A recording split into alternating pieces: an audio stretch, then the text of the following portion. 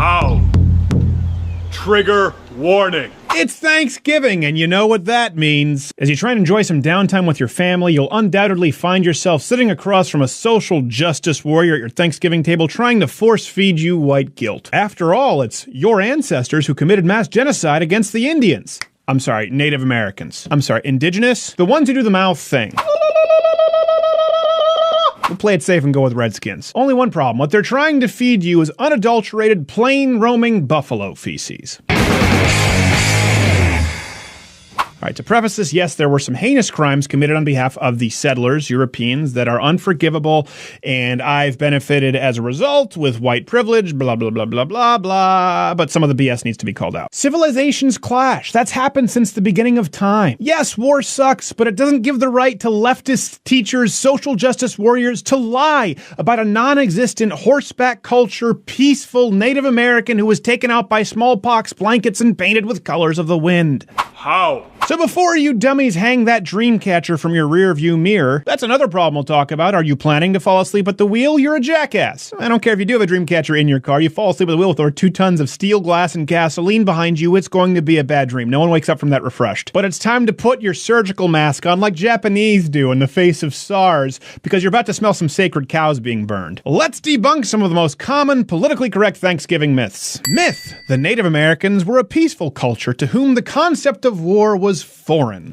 Fact: many tribes were conquering assholes. Native Americans warred with each other since forever. Sometimes it was over hunting or farming ground, sometimes it was revenge. But the truth is, the only way settlers were able to conquer this land was with the assistance of Native Americans themselves, who wanted to settle the score with other who they viewed to be more Polish tribes than themselves. You think Cortez took over stuff with 500 conquistadors? No, it was the 50,000 plus Native Americans who'd had it up to here with being enslaved, raped, brutally tortured, and forced to carry gold for the other native Aztecs. Same thing further north. The big strategy of the Europeans wasn't to kill everybody. You give some tribes some fire, water, and boom boom sticks, let them do the dirty work.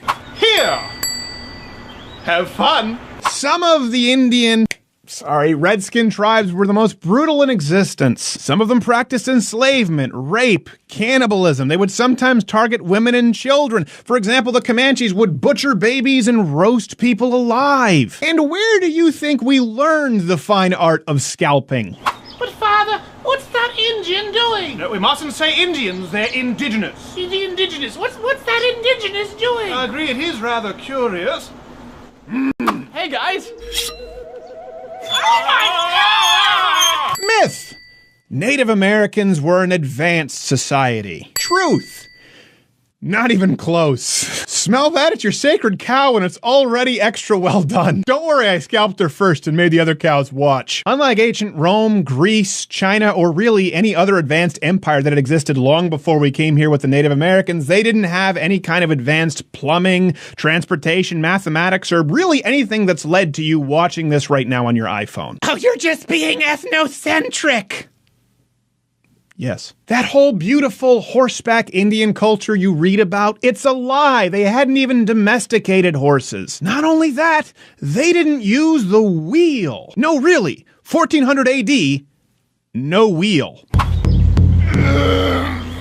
I say, good man, why don't you just roll it? Roll it. Roll.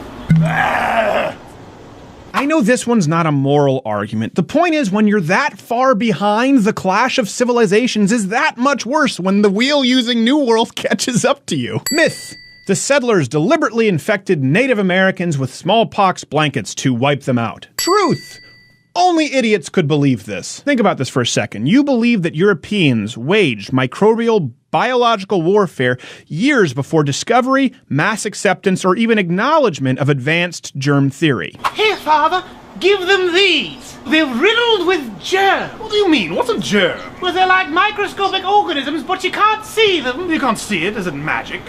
Not quite like magic, but... He's a witch, Ben! He's a witch! I'm not a witch! He's definitely a witch, this one. Oh my God! You can search high and low for legitimate historical accounts of smallpox blankets being mass pajamagrammed to peaceful Native Americans, but you won't find it. However, there is some truth to the myth, which brings me to my next point. Myth: Europeans deliberately committed mass genocide, wiping out every last native for sport. Truth.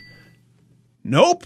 This brings back in our last point. It is estimated that as high as 95% of Native Americans were actually taken out by diseases. Why? Because Europeans brought with them new diseases to which the natives weren't immune, not only themselves, but with animals with which the Native Americans had no contact with, because again, they hadn't yet domesticated horses. Again, not judging just because of the lack of advancement as a society. No horses or wheel. No wheel. Sure, there were plenty of bloody, horrendous, unimaginable conflicts that did occur, and when dealing with a more barbaric society and new settlers, generally speaking in warfare, the guys with the boom sticks win. This isn't exclusive to America, and it's not all uncommon. But Europeans weren't hell-bent on destroying every single last indigenous person. As a matter of fact, they were encouraged to reach out to them and try and bring them into the culture and convert them to Christianity. Plus, intermarrying was incredibly common. How else do you explain Angelina Jolie, Johnny Depp, Kid Cudi, and even imaginary Elizabeth Warren claiming to be 1/16th Cherokee? She's quite pretty, Father. Yes, she is. Totally, how? She makes me feel warm in my wobbly bits. My bits, too.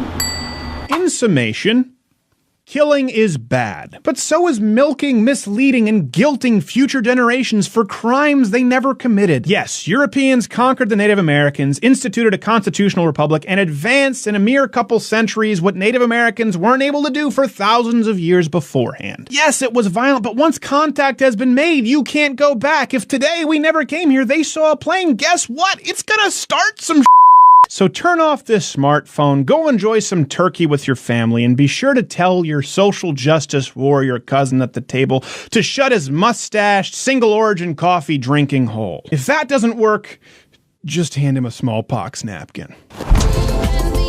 Watch Good Morning Mug Club live every Monday through Thursday at 10:15 Eastern.